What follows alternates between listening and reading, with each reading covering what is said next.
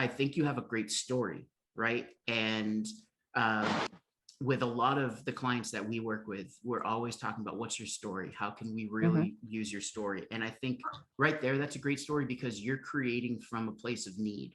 And you realize the pain point single-handedly, and there's babies being born every few seconds, right? So there's always people that are going to need these services. So I think you see a need, fill a need. That's what you're doing.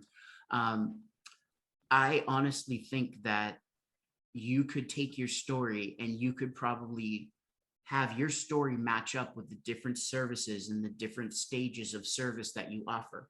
Since you have those kids, I mean, you already have a kid that's a teenager, but you've gone through all those stages already, at least, 4 or 5 times, and now it's going to be the 6th.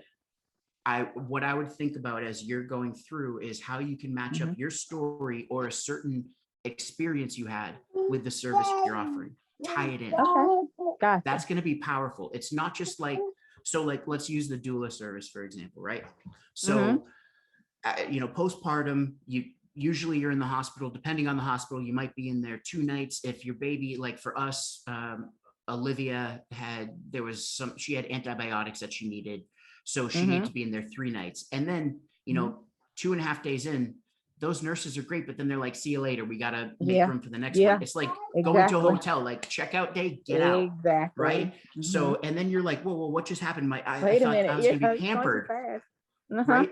So I want you to think about like, one time when you really needed that, when you needed the village to help you, how are you feeling? How can you make other people feel that? How can you actually share your emotion and convey it so that the mom that might be a single mom or may have a partner that is there but has to work or is there but isn't present, you got to kind of connect with them, right? So use story. I want you to use story in everything you do. And that's going to play into if you do videos, that's going to play into if you do social media, if you're writing emails, which I know you wanted to talk about, blog posts, stories is what's going to resonate. And as a mom, you probably have tons of them, right? Oh, yes. Yes.